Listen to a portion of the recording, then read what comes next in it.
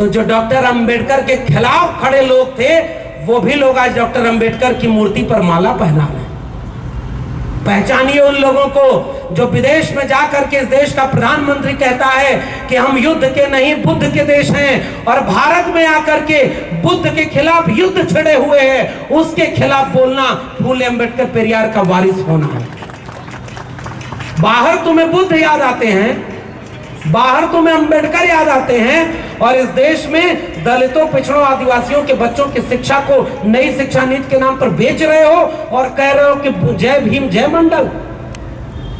क्या हम आप एक बात का जवाब इस सभागार के लोगों से मैं चाहता हूं, क्या आप ऐसे व्यक्ति को कभी भी अपना नेता मानेंगे जो डॉक्टर अंबेडकर ने कहा था शिक्षा की लड़ाई इस देश में सबसे जरूरी लड़ाई है, संसाधनों की लड़ाई इस देश की सबसे जरूरी लड़ाई है। तो 90% बहुजनों की शिक्षा, रोजगार, संसाधन को लूटने की नीति बनाया जाए और डॉक्टर अंबेडकर की बड़ी बड़ी मूर्ति बनाकर उस पर माला फहराया जाए। क्या ऐसे नेता को आप अपना नेता मानेंगे? जोर से बोलिए, मानेंगे ऐसे नेता को? क्या हम लोग इतने नासमझ हैं कि कोई डॉक्टर अंबेडकर की तस्वीर दिखा देगा तो हम उसको अपना बना लेंगे? इस देश में आज दिल्ली जहां से मैं आया हूं वहां एक मुख्यमंत्री भी बैठा हुआ है।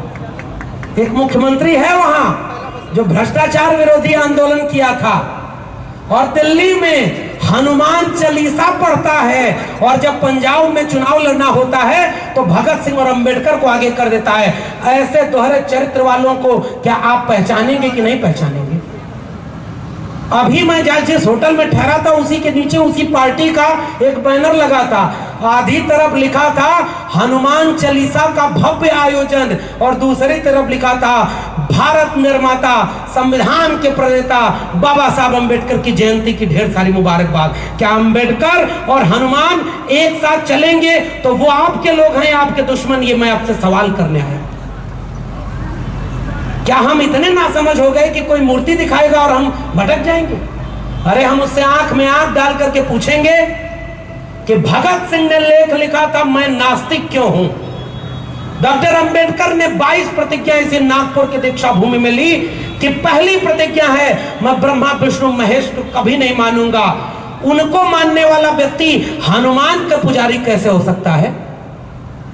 आसपास नजर रखिएगा, आपके आसपास भी कुछ लोग होंगे जोर से जय भीम बोलेंगे मगर हाथ में कलावा बांधे होंगे, रामनवमी का व्रत भी रख लेंगे।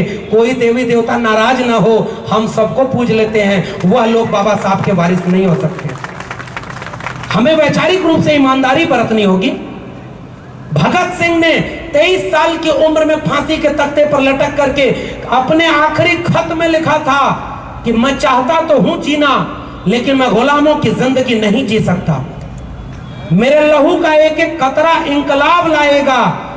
बाबा साहब अंबेडकर, भगत सिंह, पेरियार ये सब मिलकर के एक साथ काम करना चाहते थे। भगत सिंह की इच्छा थी कि डॉक्टर अंबेडकर के साथ काम करें। डॉक्टर राम मनोहर लोहिया की इच्छा थी कि हम समाजवाद और अंबेडकरवाद को मिलाकर काम करें। पेरियार और डॉक्टर अंबेडकर की मुलाकात हुई थी और वो एक नया भारत बनाने की कोशिश कर रहे थे।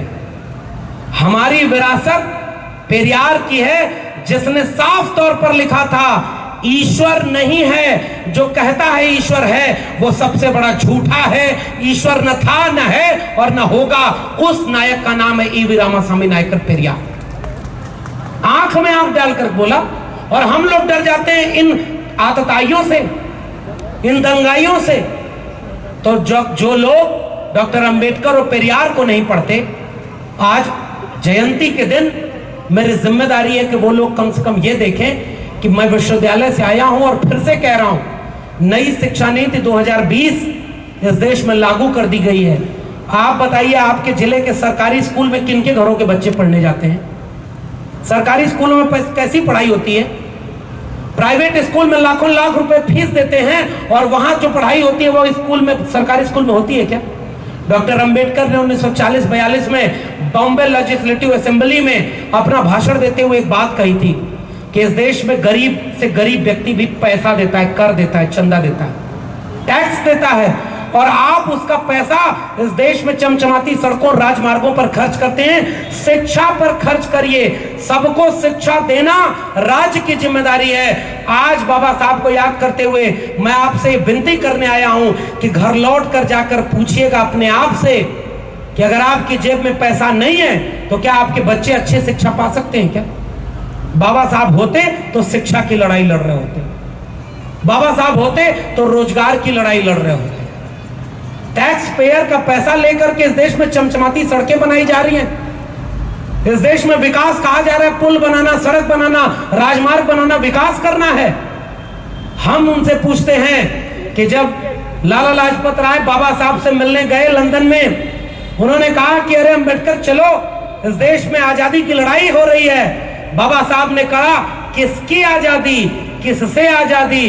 हमारे पुरखे, हमारे वारिस सदियों से गुलाम थे, हमको तब भी गुलाम थे, हम अब भी गुलाम रहेंगे। मुझे मेरी पीढ़ियों का मुस्तकबिल बदलना है। वो वहीं रहे, पढ़ाई की, डिग्रियां जुटाई, 6 भाषाएं और 26 डिग्रियां लेकर के इस देश में जब रहने आए, लोगों ने रहने को घर नहीं दिया, अपमानित किया, जलील किया, फिर भी अकेला इंसान वो खड़ा होकर के कभी महिलाओं की लड़ाई लड़ रहा था, कभी पिछड़ों की लड़ाई लड़ रहा था, कभी मिल मजदूर एसोसिएशन बना रहा था, तो कभी ट्रेड यूनियन बना रहा था, सबके भारत की लड़ाई लड़ रहा था। और तब अगर शिक्षा न होती तो बाबा साहब को यह सम्मान न मिलता। अगर शिक्षा न होती, उनके पास डिग्री न होती, तो उनसे ज्यादा डिग्री वाला तो उस समय कोई था ही नहीं जो भारत का संविधान लिख सके। इसलिए उनको मौका मिला था भारत का संविधान लिखने का। किसी ने एहसान नहीं किया था उन पर। इसलिए मैं आपसे केवल एक अपील करने आया हूं, इस देश को अगर बचाना है तो अपनी जड़ों को बचाना होगा। हमारी जड़ें तथागत बुद्ध से हैं, हमारी जड़ें कबीर से हैं। मैं कबीर को पढ़ता पढ़ाता हूं। कबीर ने लिखा कि काकर पत्थर जोड़ के मस्जिद लई चुनाए, ता चढ़मुल्ला बाग रे क्या बहरा हुआ खुदा। पाथर पूजे हरि मिले तो मैं पूजू पहाड़, ताते ये चाकी भली पीस खाए संसार। अरे इन दो न राह न पाई, हिंदुन की हिंदुआई देखी, तुर्कन की तुर्काई, अरे इन दो न राह न पाई। उस नायक का नाम था कबीर।